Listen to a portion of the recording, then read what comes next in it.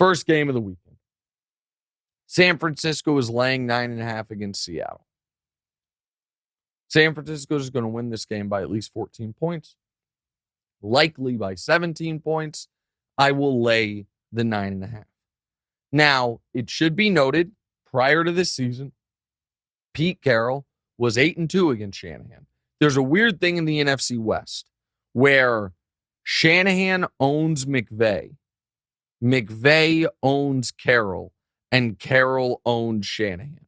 And then everybody owns the Cardinals. The Cardinals are just the odd man out there. But the Niners traditionally have beat up on the Rams. Since these coaches have all been together, the Rams have beat up on Seattle, and Seattle's beat up on San Francisco. This year, Seattle's 0-2 against San Francisco.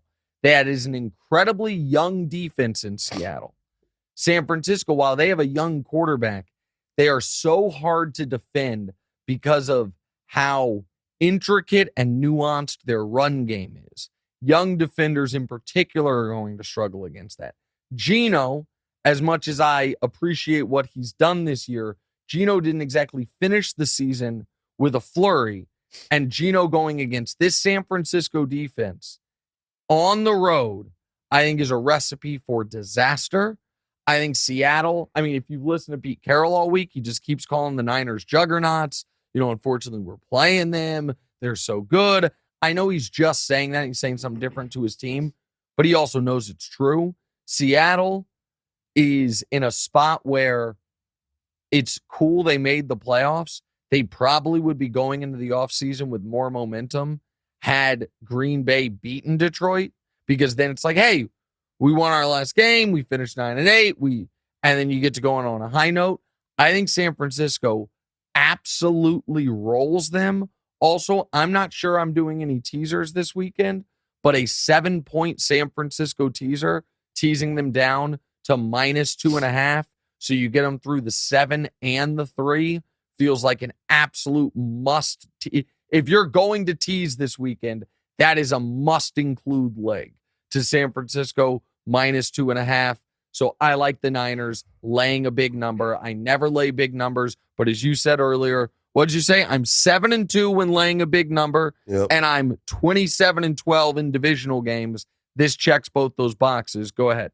So first off, I got a little question. Do you think Geno Smith's going to have above 17 rushing yards since he's going to be running around a lot, scared of San Francisco? Thought about adding that in one of my parlays last night. Over 17? Over or under? I wanted to take the under. That's a tough one. I know it's a weird one. I got to tell you, you've never... I don't have a strong feel on it. Geno's not all that fast. Right. I would err to the side of the over there, but I've given you terrible parlay advice this year. You've also never dealt with, and this won't apply here because Seattle's not going to win, the single worst part. Anytime you're doing a quarterback rushing prop, you need to, it is scary to do on a team you think is going to win because the kneel downs at the end of the game count as negative rushing yards. And famously, in the Super Bowl... But Geno wouldn't be kneeling. Well, correct, because they're not going to win. But that's what I'm saying. Famously, in the Chiefs-Niners Super Bowl, Mahomes hit his rushing over by 7 yards. And then at the end of the game, took 3 knees. But they weren't regular knees because they needed to also burn like 7 seconds. So he backed up 3 steps on each one and lost 3 yards, 3 yards, 3 yards, and went from over by 7 to under by 2 in the Super Bowl. And where that's a huge prop bet, and his ended up going under. So that the good thing on quarterback passing yards also averages 5.5 yards rushing. Thereabout. Really? That's about right.